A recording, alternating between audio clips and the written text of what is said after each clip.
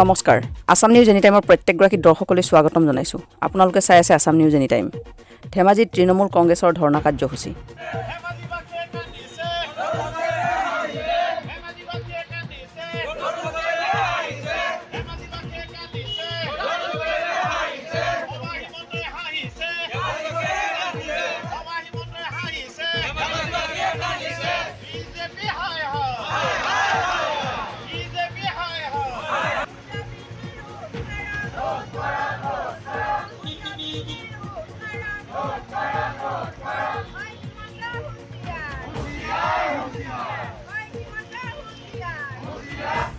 সমগ্ৰ ৰাজ্যখনতে তৃণমূল কংগ্ৰেছে নিত্য ব্যৱহাৰ্য অত্যাৱশ্যকীয় সামগ্ৰীসমূহৰ আকাশলংঘী মূল্য বৃদ্ধি আৰু অত্যাধিক পৌৰ কৰ বৃদ্ধিৰ বিৰুদ্ধে প্ৰতিবাদ সাব্যস্ত কৰে।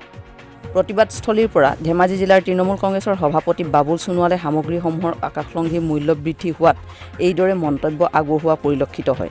আজি প্ৰতিবাদ হৈছে সমগ্ৰ অসমবাসীৰ লগতে ধেমাজিবাসী ৰাইজৰ স্বাৰ্থৰ খাতিৰত, কাৰণ বিজেপি চৰকাৰে যি মিছা প্ৰলোভনেৰে অসমৰ লগতে ধেমাজি ৰাইজৰ পৰা ভোট লৈছিল, তেখেতলোকে চৰকাৰ গঠন কৰাৰ আগত কৈছিল যে আমি ৰাইজক শান্তিৰে ৰাখিম, মূল্যবৃদ্ধি ৰোধ কৰিম, আমি 1 ইঞ্চি মাটি বাংলাদেশক নিদিওঁ, এনেকুৱা বহুত প্ৰলোভনেৰে কৈছিল। আমাৰ আচ্ছা দিন আহিব, সুখৰ দিন আহিব, আমি কৰমুক্ত কৰিম, ৰাইজক কৰৰ পৰা ৰেহাই দিম। কিন্তু দেখা গ'ল সেই বিজেপি চৰকাৰে ৰাইজৰ পৰা অতি মৰমেৰে পৰিৱৰ্তনৰ শ্লোগানেৰে চৰকাৰ গঠন কৰি আজি কৰ সন্ত্ৰাস চলাই সমগ্ৰ অসমৰ লগতে ধেমাজিবাসী ৰাইজৰ ওপৰত অতি কৰ বোজা জাপি ৰাইজক চিন্তনীয় কৰিছে। ৰাইজে চলিব নোৱাৰা হৈছে, ৰাইজে বস্তু কিনি খাব নোৱাৰা হৈছে। গতিকে ৰাইজৰ স্বাৰ্থৰ খাতিৰত, আমি ধেমাজিবাসীৰ স্বাৰ্থৰ খাতিৰত বিজেপি চৰকাৰ সকীয়াব বিচাৰিছোঁ যে কি মূল্য বৃদ্ধি কৰিছে তাক ৰোধ কৰা, নতুন অসমবাসীৰ অৱস্থা বেয়া হ'ব, ধেমাজিবাসীৰ ৰাইজৰ অৱস্থা বেয়া হ'ব। ৰাইজৰ স্বাৰ্থৰ খাতিৰত আপোনালোকে মূল্য বৃদ্ধি ৰোধ কৰা কাৰ্যসূচী হাতত লওক।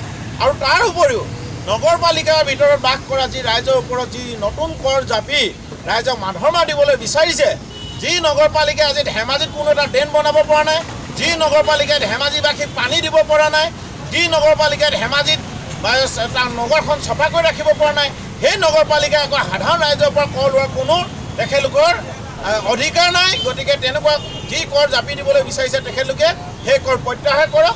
আৰু ধেমাজি নগৰত বাস কৰা সমগ্ৰ অসমৰ লগতে ধেমাজি নগৰত বাস কৰা ৰাইজৰ ওপৰত ৰাইজক কৰৰ পৰা ৰেহাই পাবৰ কাৰণে ৰাইজ হৈ বিজেপি চৰকাৰ প্ৰতিবাদ জনাই আমি আজি কাৰ্যসূচী হাতত লৈছোঁ।